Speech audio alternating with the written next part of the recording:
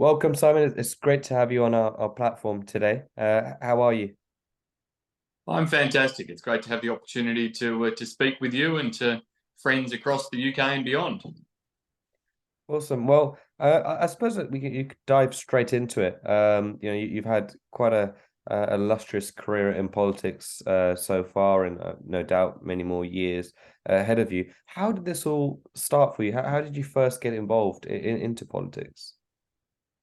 My beginnings were not with any great lightning bolt moment, but I spent a good number of years when I was young living with my maternal grandmother. She was a retired school teacher, and we spent a lot of time together watching the news, reading the newspapers, talking about current events and public policy, and that really just forged an interest in what was happening in the world around me. And look, she was probably a classical, traditional, liberal voting in an Australian sense background woman. And so her values would have firmly aligned with that of the party. But we were well and truly working class family. My mum was working to pay for the mortgage following the separation and divorce with my father when I was quite young. And so through those years, the interest in politics grew as a result of those many discussions with Nan. And from there, then as I was perhaps in the most formative years at the end of high school and beginning university, was the time when in Australia we had our last real recession, significant unemployment, significant financial failures, and at both a state level and a federal level in Australia, we had Labor governments that were presiding over those failures, and we also had quite a reformist Liberal Party policy agenda being put forward at that time for major tax reform, for overhaul of our industrial relations systems, and all of that kind of gelled for me with an interest in politics to see very clearly the side of politics where my values aligned, and also the side at the time that appeared to be most relevant to tackling the real challenges we faced then in the early 1990s. Right. So, obviously, conversations with sort of family sort of sparked that interest off into politics.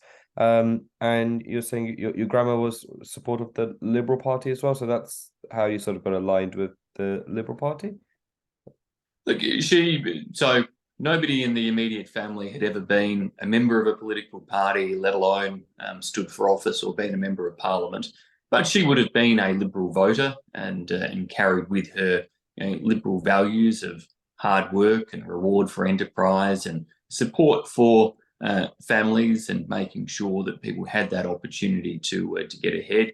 As I said, she was a woman who had been a school teacher all her life. In fact, she had initially been a first in family to go to university way back in her years, and started out studying law, but tragically her family were unable to afford to keep her there studying law, and so she went down the education path, but certainly was a big influence on my life, and then the times and circumstances also led me towards the Liberal Party too.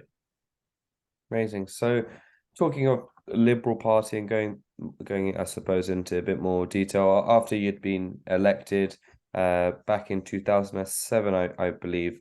What was that feeling like, and how did that come into fruition? Were you in that position? It was an amazing feeling, but it was funny. I had tried a couple of times previously for pre-selection, and I had run for a lower house seat in Australia, a House of Representatives seat, and had just lost it at the 2004 election. It was the closest result in the country. I lost by a mere 106 votes. Oh, wow. And so it felt to me when I entered the Senate in 2007 that it had been quite a long fight to get there, to win pre-selection and then to win a seat and to enter the Senate. But then I walked onto the Senate floor and realised that I was the youngest person there in the Senate at the time, and that certainly put it into perspective for me that I was there at a young age with a significant responsibility, and had been very fortunate to be able to get there when and how I did. It was an interesting time to start because it was the end of John Howard's long term of government. I filled a vacancy in the Australian Senate, and so began my career just about 7 months before John Howard was due to lose government. And so it was an interesting time to have a brief period as a member of the Howard government, to see his government in action up close, but also to see it at that point where it was defeated, and then the big rebuild that followed. Just quickly touching on Senate and House Representative, obviously in the UK is a different system to what you have in Australia. If you could briefly just educate our listeners into the difference between the two, and how in particular different the roles are. Those who wrote the Australian Constitution, our founding fathers as such, tried to borrow the best of British and the best of American in some ways, and because we were established as a series of states, they framed our upper house along the lines of the US Senate. But of course, we have far fewer states than the US, so our Senate is comprised, like the United States, of an equal number of senators from each state. I'm from one of the smaller states, but it still elects 6 senators for 6-year terms every 3 years, so 12 in total.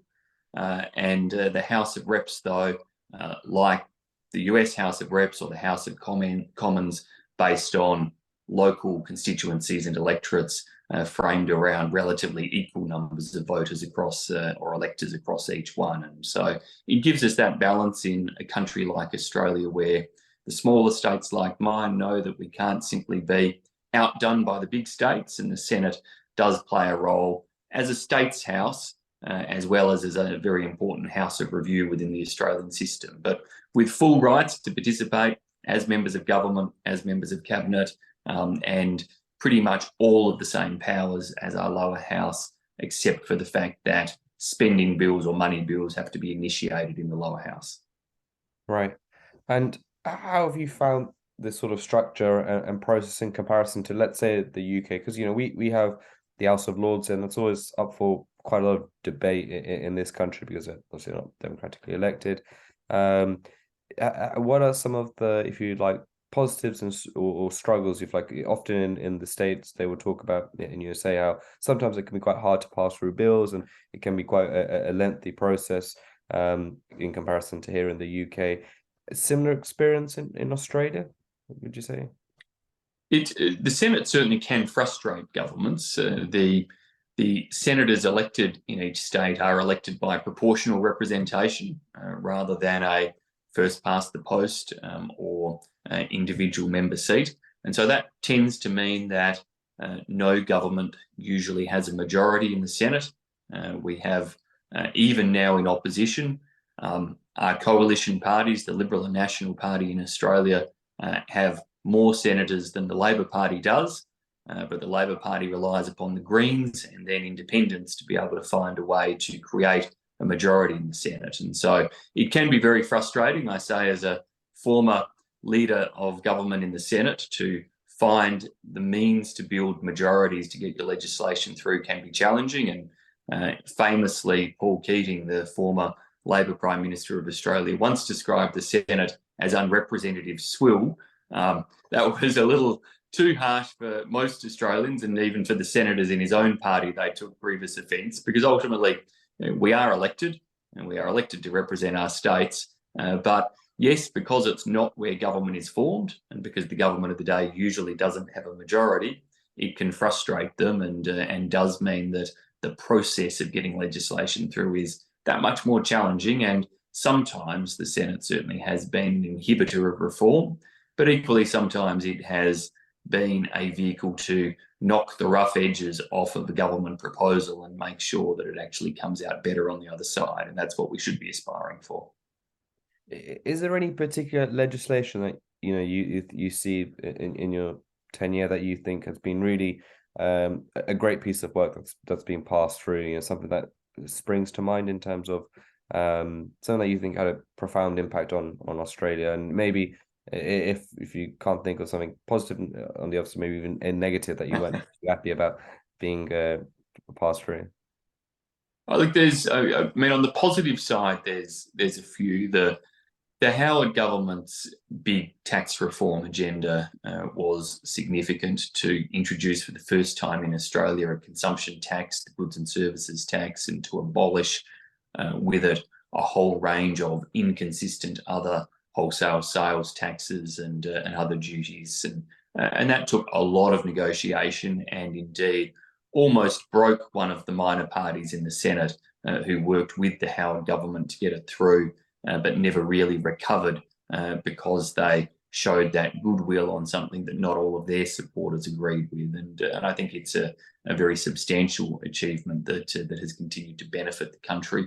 At a more grassroots level, or something that's particularly important to me and to my state, when I first entered the Parliament, one of the early bills to pass through was a water piece of legislation that has provided for the cross-jurisdictional management of our largest river system in Australia that traverses 5 different state and territory jurisdictions and provides for a common national plan that tries to ensure the sustainability of that river for irrigators, but also for the environment. And I think was a key piece of work where having senators from different states was important to make sure that it was achieved, or a reform of my own that I'm very proud of, which was when I was Education Minister, in terms of school funding reform, where we have applied now a more consistent formula based on need for the funding of schools across Australia, and where we made some difficult decisions, created some losers as well as a lot of winners,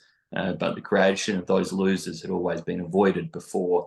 And we managed to stitch together a majority in the Senate to acknowledge that if we were going to truly have consistency, that also meant there had to be some who didn't do as well under the future formula as they had under the past. That's a good sort of segue into some of your previous roles into the previous administration. You mentioned there for Minister for Education and Training. What was that like to serve? I believe, and it would have been initially Malcolm Turnbull's administration before being Scott Morrison. What was that like, being involved in the education side of things in Australia? Yeah, Malcolm brought me into cabinet as his education minister, and it was an incredible opportunity to think back. Indeed, we started out talking about my late grandmother, my nan, who had been a school teacher, and so there was often moments where I would think about what she would think of the role I was doing and how I applied myself to it. There were times where, in terms of school education, I think far too much energy had to be spent trying to resolve some of those funding debates that I spoke about before.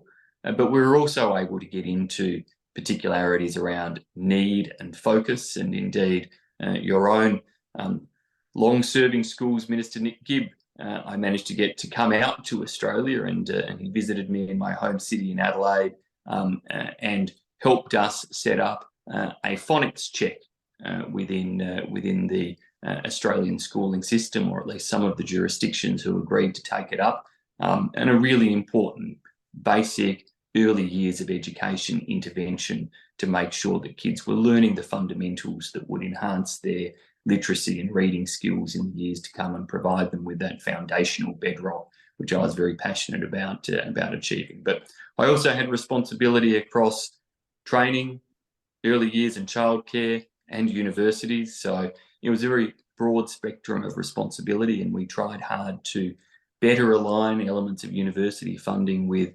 employment outcomes to ensure that they were more accountable for the outcomes of their graduates, and that they were aligned to what a growing modern economy needed, and that there was the incentives there in terms of funding structures for them to do that, and indeed good quality matrix to uphold the standards of those unis, particularly in an environment where international education was seeing them take ever more students on board. Talking sort of education literacy rates, one of the sort of things that's happened, I think, almost in a post-COVID world, especially in the UK, we have seen education started really decline in this country. I think it's probably universal, just with some of the COVID measures and kids struggling to get their the usual education that they would get. Has that been a similar case in Australia in the last couple of years? The COVID sort of backlash, or in the sense of children falling a bit behind? It depends a little bit where in Australia children were. In a state like mine, thankfully, the schools managed to stay open for all but a few weeks throughout COVID, and so that was a blessed relief, I can say, as a father. My first burst of attempted homeschooling was a reminder to me that it was possible to homeschool or to do your job, but to try to do both at the same time was almost an impossibility. And I had a fairly busy job as the nation's trade minister at the time, as did my wife in a significant role. So, but other states did face longer lockdowns, and there've certainly been greater challenges for some children, not just the educational and developmental challenges, but the mental health challenges of prolonged periods of isolation and detachment from schools, peers, and others, and the type of extracurricular activities that are such important outlets for upbringing, as well as also those rite of passage moments that many kids just missed out on permanently in terms of graduations and other things. So they were certainly challenging times, and I think it's a generation that we will need to keep a close eye on, and that for those still in the schooling system, particularly the early years, additional effort to make sure that they catch up and get those opportunities is essential. You mentioned that your role as the Minister for Trade and Tourism and Investment. What was that like? That you would have been appointed, I believe, by Scott Morrison at that point. How did that role differ from your health ministerial role? So the trade, tourism, and investment role was, in many ways, bringing together the best of foreign policy with the best of economic policy. I loved each of my ministerial portfolios, but in terms of stimulation of issues and global issues, it was a fantastic role. I took it on and faced both great opportunities from the momentum that was within Australia's trade negotiations and system at the time. We had, of course, successfully negotiated trade agreements with Japan, with Korea, with China during the Abbott government, and built on those during the Turnbull government. We concluded a deal with Indonesia. I concluded negotiations with the Regional Comprehensive Economic Partnership Agreement, PACT, which is a significant 15-nation trade agreement across Asia. I saw entry into force of the Comprehensive Partnership for the Pacific and CPTPP, a crucial other big regional bedrock agreement. Oversaw other bilateral agreements, including initiating with the UK, but it was also at a time when Trump was in the White House and his policies were disrupting elements of the global trade consensus. He was certainly disrupting operations at the World Trade Organization, applying tariffs on steel and aluminium from every country around the world except Australia, who managed to get an exemption. So we faced those challenges. We then faced the challenges in terms of the uncertainty of Brexit, but also the opportunities that we saw for that in terms of driving forward new trade agreements with the UK and the EU. But then we were also to face the changed conditions in terms of China's approach, its wolf warrior diplomacy, its attempted economic coercion of Australia, which was a very difficult patch to go through, and of course COVID. Nothing like having been the Trade and Tourism Minister at the time when Australia closed its international borders to the rest of the world. And that was a hell of a challenge to take on and help the industry navigate its way through, and to stand up emergency measures and supports, including freight mechanisms that could still get our exports out to the global market. I was going to go to that point of what was it like being the sort of Minister of Trade during COVID. I can imagine heavy amounts of pressure and almost unforeseen circumstances. What was that process like, being the trade minister during that time? Look, it was grueling, and certainly initially, I'll never forget the 1st of February 2020, when it was a Saturday in Australia, and I got told we were going to have a National Security Committee meeting of Cabinet. And I knew instantly that we were going to be discussing the potential closure of borders with China. Wow. China was our largest tourism and travel partner. And so the consequences of doing so for the industry that I was meant to be helping to grow, and for the jobs that as tourism minister I was meant to be helping protect, were going to be really very, very significant. And so I took those responsibilities, not just seriously, but also very much to heart. I had some of the hardest conversations, I think, of my life in those early weeks with individuals who put all of their life into building their businesses and could now potentially see it slipping away. And some of the things that we did right, though, were the types of supports we put in place. If anything, they perhaps ended up having elements that were too generous in some cases, but they were really important to make sure that the economy was able to bounce back quickly when we did reopen, and that those businesses were able to diversify by attracting more domestic tourists and the like. So they were certainly challenging times. And even in terms of maintaining trade negotiations with the rest of the world, like everybody else, the flip to this type of virtual communication was significant, and easily done, where you had ministerial counterparts around the world who you'd forged a personal relationship already. Much harder to do when you had changes of government or portfolio around the world, and you were suddenly starting from scratch with somebody where your only engagement was on a virtual platform. Right. So again, moving slightly, I think, forward ahead, you obviously had that role, and then moved into Minister for Finance. Again, another ministerial position. It's clear you've held multiple different ministerial positions. Which of those would you say you've enjoyed the most, and which ones have brought the most level of insights into your sort of political career, do you think?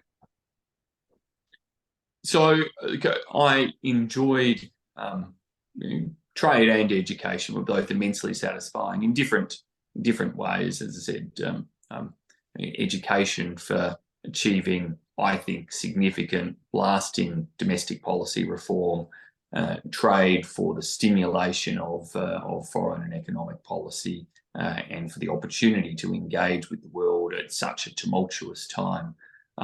Finance was perhaps in some ways the most frustrating and challenging to take on the finance ministry for the last couple of years of our government, in the midst of COVID, with the degree of spending that COVID had necessitated, and to try to chart the path to rein that spending back in.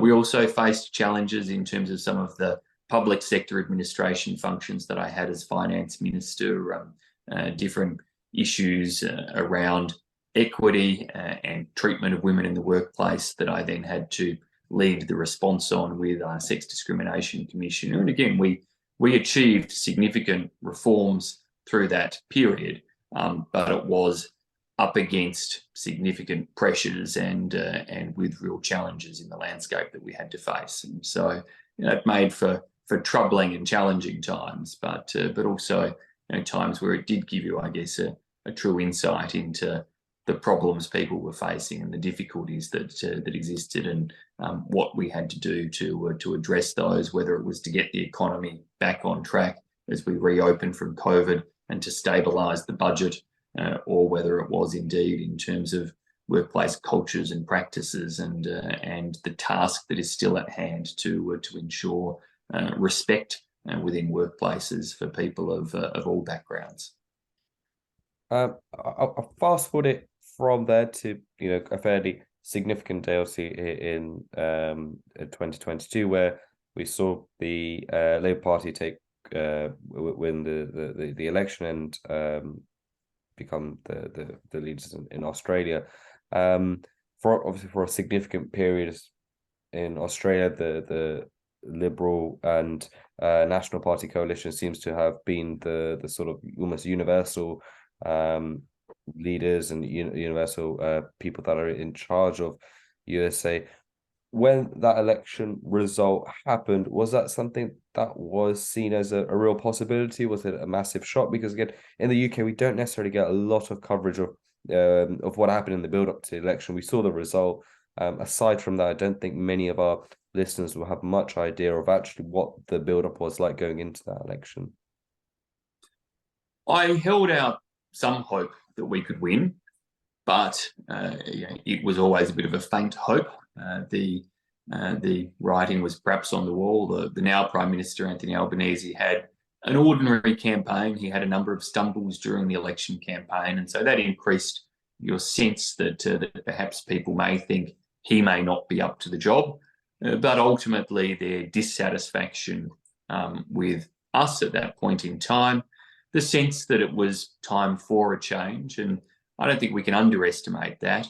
But there was real dissatisfaction on issues of climate change policy, as well as some of those gender issues that I referenced before, and a failure of our party to successfully modernise in terms of the face it presents to the nation, the candidates that it selects. We have an incredible history and track record since Robert Menzies won the first of his many elections as Liberal Party leader way back in the 1940s. We've governed Australia for 51 of the last 73 years, for around 70% of the modern post-war period of Australian history. And so that's fantastic. But it also, I guess, has perhaps had two particular effects. One is that the party maybe hasn't been forced to modernise to the degree that it should. And the other is that the electorate hasn't had much time, aside from the period through the 1980s and early 1990s of the Hawke-Keating government. The electorate hasn't had much exposure to Labor administrations and some of the challenges that they present. So in that sense, the its time factor for a change of government was strong, but so were the messages that we need to hear as a party too.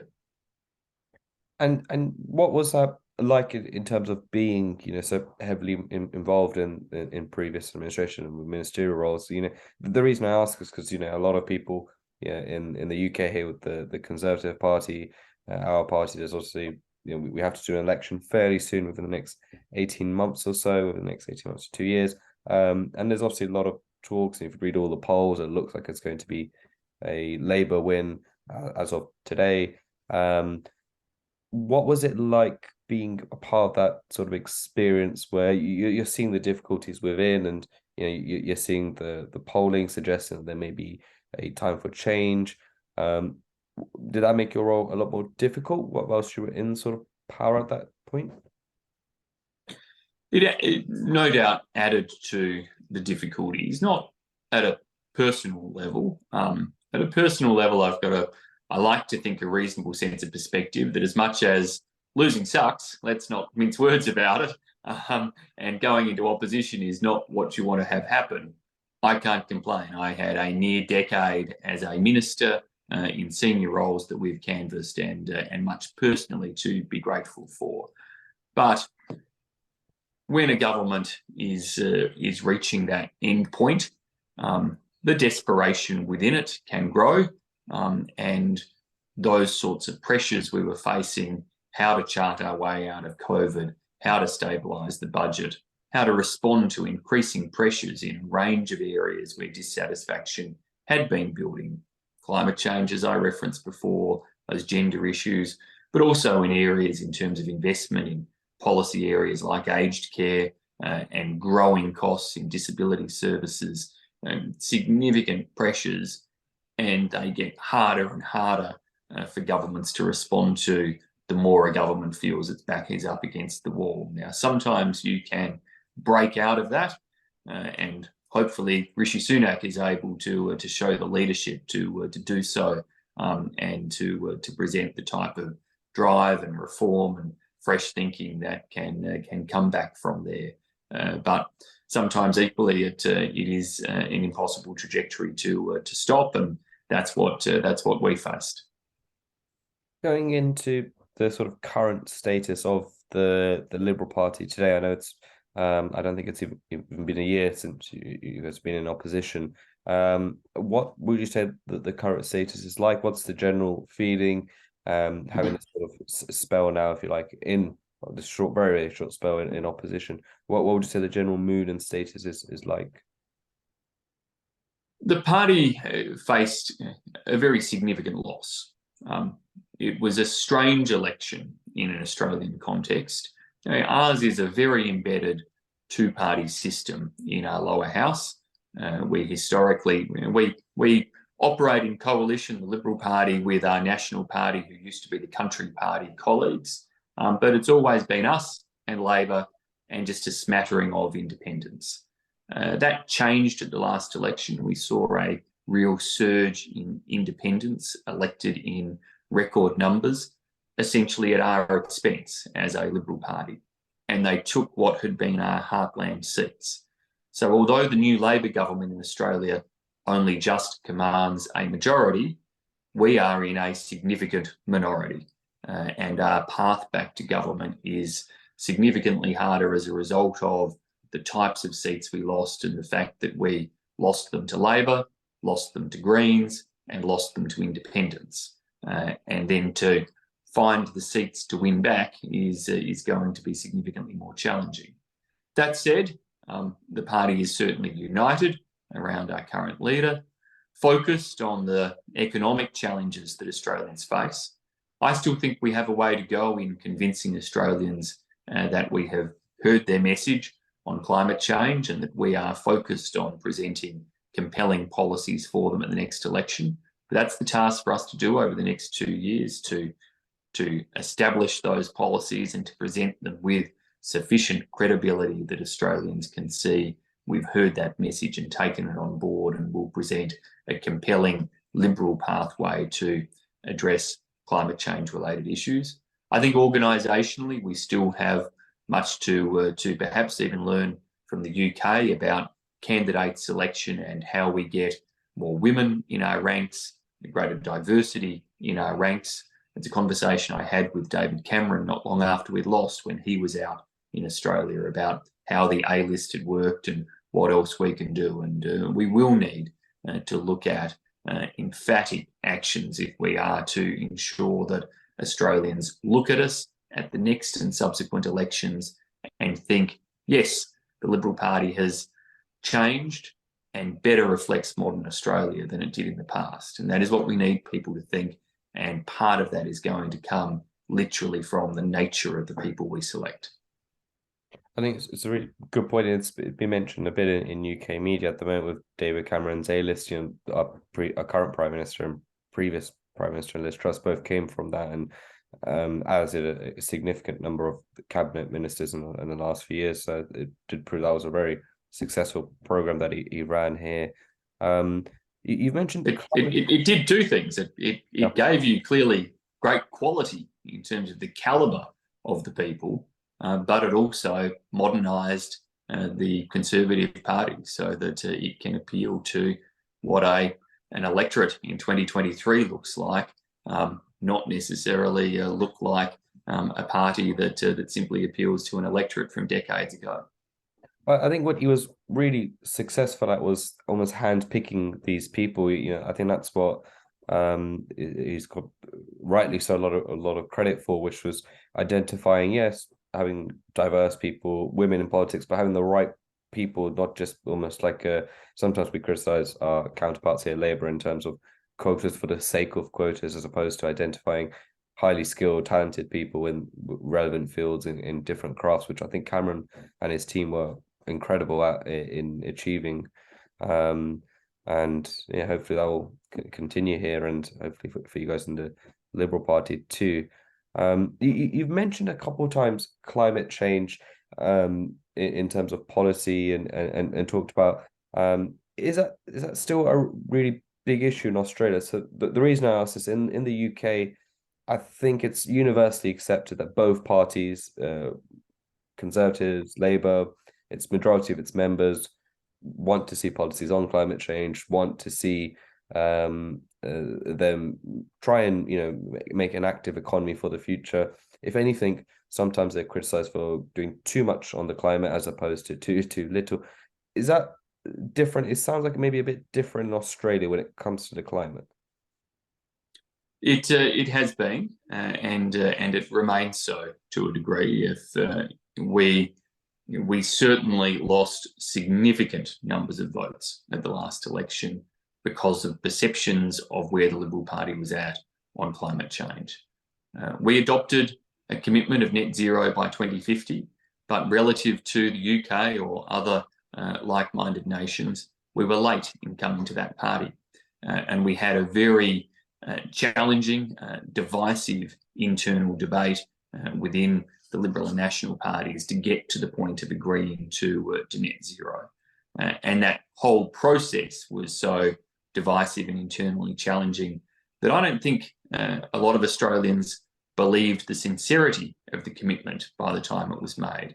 Now, that's not fair. I know how hard Scott Morrison worked as Prime Minister to get and secure that commitment, and that he was determined. But ultimately, that type of internal division hurt us on that topic. There were questions over whether we had sufficiently credible policies to then be able to pursue and achieve a target like that. And again, I think internal debates, scepticism, even at different times, meant that some of Australia's achievements in driving down emissions are almost doubted by many voters. And the huge penetration of solar, wind and renewables across Australia has been world leading, yet many Australians probably think that we're behind the world there. Our success in meeting and beating our Kyoto 1, Kyoto 2 targets and being on track to meet and exceed our Paris Agreement targets, all of that very positive in terms of demonstrating Australia's outcomes. But as the party of government for much of that time, we haven't been able to deliver unified messaging and sufficiently consistent long-term policies to convince Australians of the merits of that. And so we do have to look very hard and carefully at the type of policies we take in that space to the next election and subsequent ones to ensure that particularly younger and newer generations of voters and educated voters do see us as being credible. We don't have to be the extremists on it. We're not going to out-green the Greens by any means, but we do have to make sure that we have firm, credible options in that space, as well as, of course, not losing any of our focus on the economy at times when we do face such huge pressures like the rest of the world around inflation, cost of living, and ensuring that people are able to work through those without facing undue pain and hardship. What is generally Australia's, if you like, perception of climate change and the climate? The reason I ask this, it seems evident, obviously, that the climate has almost has a much bigger impact on Australia. We've seen obviously some of the fires and a lot of the agriculture. It's a lot bigger in Australia than it here is in the UK. So it seems as if that plays a much bigger role in Australia in terms of what the climate is doing, as opposed to here in the UK. For example, at the moment here, we're having a massive debate almost on, is Rishi Sunak or the Conservatives, are we going too far on the climate? And because maybe we don't see the impacts of it as much as maybe as Australia do. Is that a fair assumption? Yes, certainly the devastating bushfires that occurred late 2019, start of 2020, were a turning point in terms of perceptions of our government and in terms of enhancing focus of people around climate change and the potential consequences of climate change. Now, no individual natural disaster can be attributed to climate change, but the risk of increasing disasters of increasing intensity is one that Australians have become more aware of and started to be more concerned about as a result. And so that certainly has heightened and elevated those attitudes around concerns about the impacts and therefore concerns about whether or not we're doing enough. Now, the challenge if you have a debate that is constantly focused inside your own country on climate change is you then get distorted in terms of perhaps the views of what is happening around the rest of the world. And we all need to be realistic about the fact that, yes, as relatively wealthy, highly developed nations, we should be playing leading roles. The UK should be playing a leading role, Australia should be playing a leading role, and we should be setting an example for other countries. But we then also need to make sure that those other countries, including those who are even larger emitters than ourselves, are also following suit and taking sufficiently ambitious action. And that's the real challenge of our times, and probably a challenge only heightened by the sensitivities around China and the risk of a more bifurcated world in terms of the way in which policy challenges are addressed. Right. I mean, it's fascinating to hear about the impact of climate in Australia. When we had Malcolm Turnbull on this platform, he was very passionate about climate, and he talked a lot about different policies he wanted to enact, and unfortunately couldn't. And it's really interesting to see the amount of attention it's sort of getting in Australian politics. Here in the UK, I just think it's very much universally accepted. Yeah, it's to the credit, and I mean, it was part of that transformation journey, of course, that David Cameron did take the Conservative Party on. The candidate selection, as we discussed before, but also the environmental credibility that was brought to bear and has been continued just as enthusiastically by his successors, whoever they've been. And I certainly look at, I'm sure Malcolm would have spoken of the National Energy Guarantee as one of the policies he was seeking to pursue, which was a way of trying within our energy markets to embed some criteria around reliability, because of the high uptake of wind and solar. We do have a lot of variability in energy production, and so it sought to impose reliability metrics, but also provide a mechanism to help to continue to drive a downwards trend on emissions. And the division that saw the stepping away from that policy and the loss of Malcolm as Prime Minister ultimately was, I think, in terms of losing that policy, a turning point that ultimately set up elements of the party's defeat at the last election, even though we had managed to bide our time a little longer from that policy decision. Well, going on to sort of more, if you like, prosperous and happy sort of things to discuss is maybe that we could discuss the potential of the UK and Australia trade relationship, and even beyond that. I mean, one of the things in 2016 with the referendum and a massive argument that a lot of Brexiteers had and in general politicians had was our lack of relationships with countries like New Zealand, Australia, Canada in particular, in the sense of countries that were ex-British colonies and countries that speak the same language, countries that are also democratic. What change have you seen, if any, from since that referendum moment in the UK, where we've arguably become more global centric in regards to the relationship with the UK and Australia? The UK has absolutely seized the opportunity to redouble relations with Australia, as we have with the UK. I take great pride in having been Australia's trade minister when we launched our free trade agreement negotiations with the UK, and with Liz Truss, who was then trade secretary, and making huge inroads. We didn't quite get to be the ones to conclude the agreement, but we certainly got it most of the way in the journey there, and a really important one to have secured as the first big new FTA for the UK post-Brexit. But other global events have also helped to make sure that we have drawn even closer together. The signing of the AUKUS Pact and the decision to embark on the most forward-leaning and ambitious program of defence technology cooperation and exchange that we've ever had is a very, very big one. And so what we are seeing now is a greater sense of cooperation and exchange in an economic sphere, which will, post-COVID, with the FTA in place now, hopefully facilitate more trade flow, more investment flow, more people-to-people movements, and deliver the types of benefits we want to see there.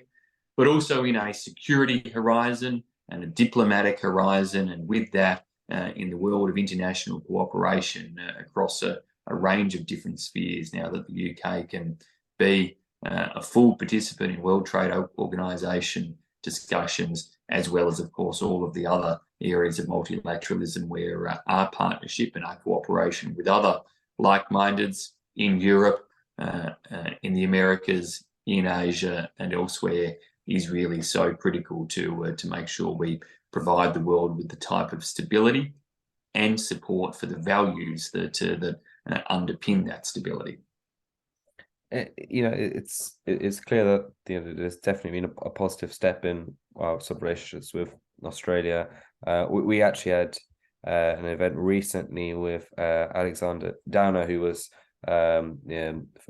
former High Commissioner to the UK and leader of the Liberal Party for a short while, and he discussed how he had seen a change in approach and style from the UK post Brexit, and how prior to that there didn't seem to be as much general cooperation going on between the two countries, although there was a general acknowledgement always that these two countries should be a lot closer together with everything, the shared histories and values. So it's great to see obviously the work that yourself and Liz did in starting that FTA program.